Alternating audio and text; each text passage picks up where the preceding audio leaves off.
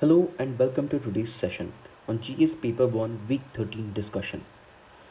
The first question was trace the circumstances leading to the Quit India movement. See, the Quit India movement was initiated in 1942 with the Gandhiji's clarion call Do or Die.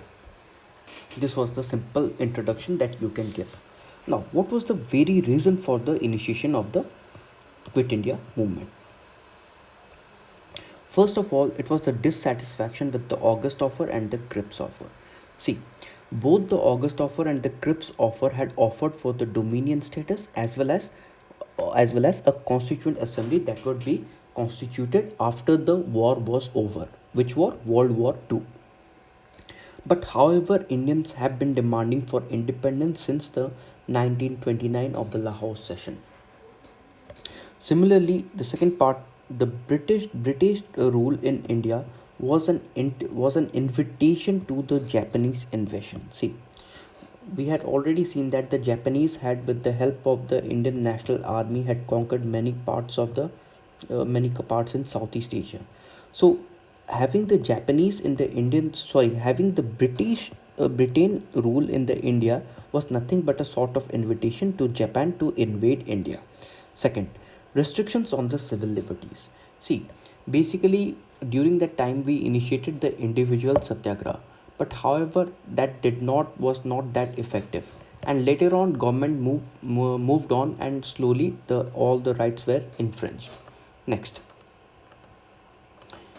the next thing was the lack of belief on the British rule. This was again one more thing, because we had already seen that it was during the 1914 when the World War One was fought, the Home Rule League movement was initiated, where the British had said that, but the British had given some kind of a means confirmation that after the war was over, the Indians would be rewarded. The Indians thought that they would be giving Indians this dominion status, but no such thing ever happened. So there was no belief that the British were sincere with their promises. Next, examine the impact of the West on the Indian social system, religious reformation, scientific outlook, and economic life. Again, this was a 10 markers question. The simple C, the Indian social system. See, into the Indian social system, what happened was that there was the addition of the Western element. This is number one. Into the process of religious reformation, again, what happened? Eradication of the superstitious belief. Number two, with respect to the scientific outlook, what happened? There was increase in the scientific temper which challenged the traditional systems.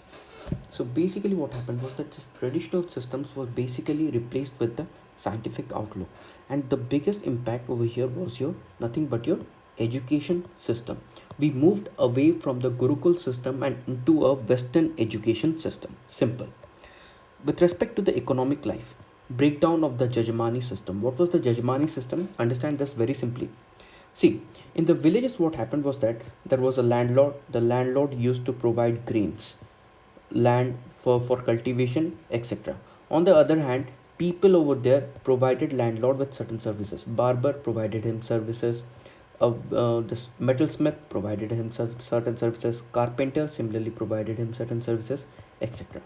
So this was your Jajmani system. But with the what happened was that with the imperialism initiated in India, what happened was that this Jajmani system completely broke down. And then what happened? Then happened was that slowly and slowly the artisans were also thrown away from this small scale industries, and they were completely subjected to the agricultural lands, as a result of which what happened was that India's burden started to increase. That is, India became over dependent on agriculture. Next, most of the universal climatic happening explained as a outcome of the El Nino. Do you agree? See, please understand the El Nino concept first. See, El Nino, the basically this is your Asia, this is your Asia, this is your Australia. Sorry, this is your Eurasia, this is your Australia, this is your South America, and this is your North America. Understand the concept. See, there are two things you need to know. First is that ki El Nino and La Nina. First we'll understand what is La Nina, then only we'll understand what is El Nino. So what is this La Nina? See, La Nina is nothing but the flow of the cold current or the cold Peruvian current over in the west coast of South America. So, what happens with the flowage of this cold Peruvian current?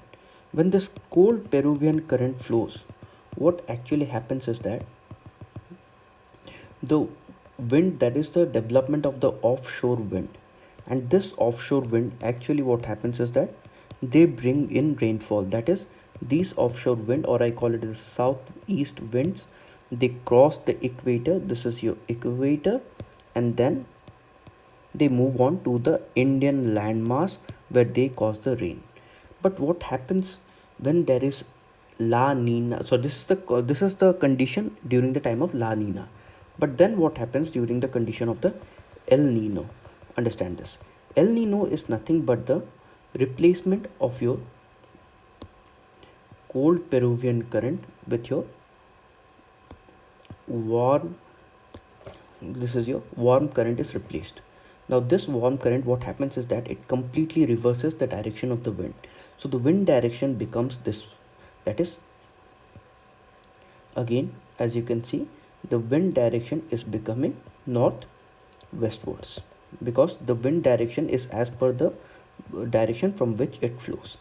So as a result of which, what happens that drought like condition develops over the Australia, Eurasia, North America. But on the other hand, what happens over here is that the entire South American continent receives well amount of rainfall. But again, what happens in the South American continent, the entire western shoreline, this is actually a rich fishing ground during the time of La Nina. But during the time of El Nino, fish kill occurs. Simple. So basically you can see is that the question was that most of the unusual climatic happening explained as an outcome of the El Nino. So basically what do we have an outcome? First of all, we have the flood. Where do we have the flood? In South America, due to the excessive rainfall added to the declining in the fishing, as I have explained. Drought in the Australia, East Africa and South Asia. So basically, if you want to know that why there is a fish kill during the time of the El Nino, it simply is that the cold current, when there is a cold current, what happens is that it actually results in the upwelling. Upwelling means nutrients are brought from downward portion towards the upward. But what happens with this El Nino is that this upwelling is completely minimized or is completely eradicated. So as a result of this, the fish kill occurs, or there is the death of the fish. Next, what are the geographic causes of the Baitarani river? See, first of all, draw a rough diagram of the Odisha map and show the flow of the Baitarani river. Just simply do that, no issues with it. Now second, you can make out reasons. Simple reasons are reduction in the natural flow. Why there is a reduction in the natural flow? First of all is that there has been, because of the diversion of the water. This is the second point I have written, diversion of the water for the industry and for the agriculture purpose. Next is the climate change. How is the climate change actually responsible? Because the summers are more hotter than ever, and as a result of this, the water evaporation is more. Hence, the water flow is reduced considerably. Next is the heavy siltation.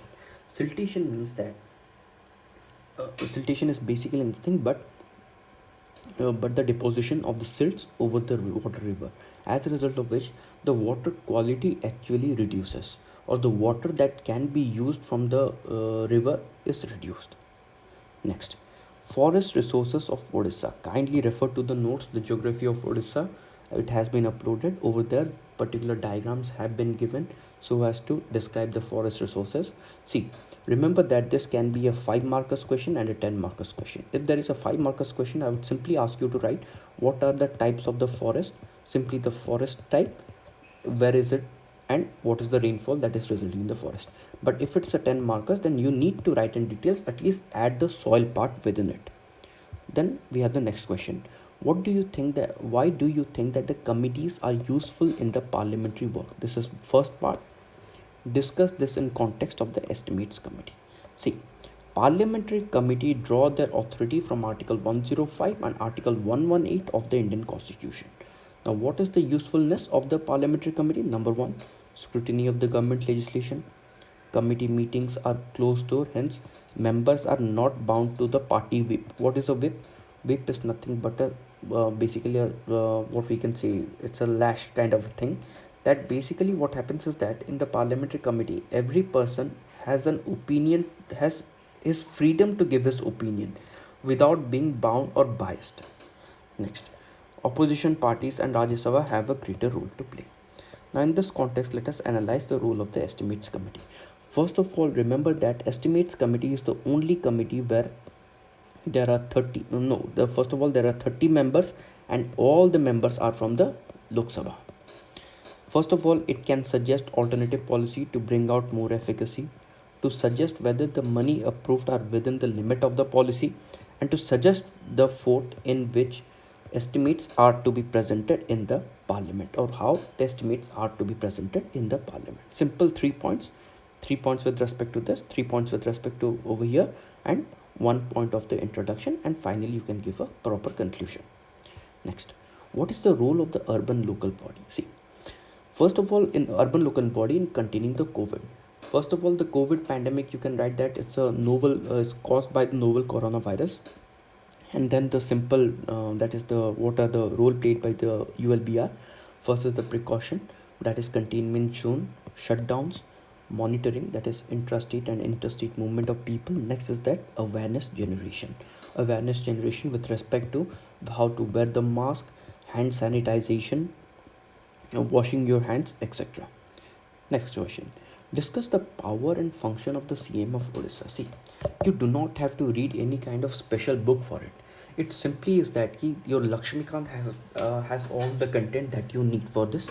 If you're reading simply your Lakshmikant, then no issues. There is, you do not need to go for anything like Polity of Odisha books and all. Simply read your Lakshmikant and that will do all. And that will also help you for your UPSC prelims. See, CM is the de facto head of the government of Odisha. What are its power and function? Power involves recommend the governor for the appointment dismissal of the ministers respectively, principal channel of communication between the governor and the central, and this is the council of ministers. Last but not least, he is the leader of the house. This is the simple answer for a 5 markers question, but again the question can also be for a 10 markers question. You have to expand a bit more in case it is 10 markers question, and in this context I would suggest you to read Lakshmikant thoroughly. Next, demographic dividend in India will remain only theoretical unless manpower becomes educated, aware, skilled and creative. What measures have been taken by the government to enhance the capacity of the population to be more productive and employable? See, first of all, within the introduction, kindly write that the demographic dividend is a population scenario where majority of the population are in the working group. Which is the population that is in the working group? That is from 15 to 59. With lesser proportion is dependent on the group, that is above 60 and below 15. What are the steps taken? Synchronization between education and market demand, skilled based education as given by the Deen Dayal Upadhyay Gram Kaushal Yojana. Next, increase our manufacturing capacity to increase the employment through Make in India scheme, the Atmanirbhar Bharat initiative to promote the consumption of the local made goods.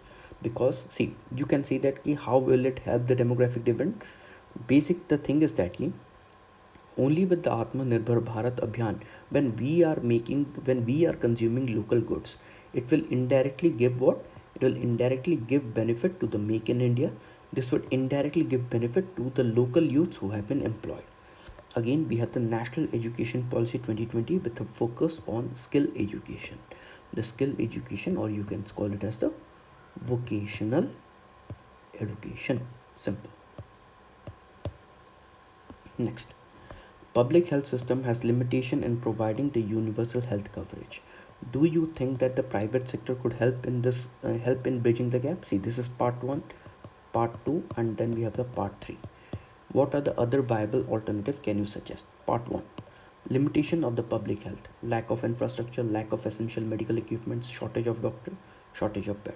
Part 2, yes, private sector can help to bridge the gap, but they are not cost effective. Part 3, strengthening the preventive healthcare system under the Ayush. Next, focus more on the primary healthcare system Last but not the least, further, we need to encourage the public private partnership. Remember that this is a very, very important. And the government has consistently been promoting the public private partnership, where the private sector can provide the service, whereas the public sector can regulate it. See, how will see, basically the private sector, while it would be providing the service, it was necessary that the sector regulates the price that the private sector charges, and only through this coordination can the health system be more effective. Next, what measures would you like to suggest to for the conservation of the natural resources? See, this is a very simple question. Basically, I have just highlighted some of the basic important points. First is generator awareness. Next is that penalty provision, that is for the polluters pay. Next is that afforestation, rainwater harvesting. Next, encouraging community participation. Next, implementation of the EIA for the developmental project. Last but not least, promoting ecotourism to bring in the behavioral change within the people. Next, the scourge of the terrorism is a grave challenge to the scourge means the pain of the terrorism or the rise of terrorism, anything can be. What solution do you suggest to curb this growing menace, and what are the major sources of the terror funding? See, terrorist simply means that the usage of violence as a means to an end. This is a simple definition of the terrorism. What is the solution for it? First of all, is that minimization of the poverty, employment opportunity, again security, strengthening the border infrastructure to prevent infiltration. Next, strengthening the cyber infrastructure. Next, again within the infrastructure itself, development of the roads, railway, that is strengthening the communication network. Now, the second part of the question is, what are the important source of the funding for the terrorists? See, the important source of the funding is number one is the Hawala. What is Hawala? Hawala is nothing but the movement of the large scale black money from one place to another. Next is your smuggling. Smuggling such as that of the gold. These are the precious metal through which terrorist organization or the terror outfits they actually gain their they basically gain their money from out of it. Next is your narcotics. See, most of you would have watched the Narcos. It's a basically a Netflix series. I hope most of you wouldn't have, but basically Narcos basically highlighted that how terrorism was funded through cocaine and other kind of the psychotropic drugs. Similarly, similarly in India context or in the Asia context, we can say is that Taliban is one of the major outfits that uses narcotics to fund its terror activities. They basically grow opium in Afghanistan, and that particular opium is exported all over the world. And it is through this opium production and opium sales they basically carry out their funding. Other methods of the funding basically that was carried out by IS was through the sale of the oil, etc. Now these are some of the ways how the terrorists they basically sponsor their funding. That will be all for today. Thank you. In case of any doubt, you can ask me over the Telegram channel.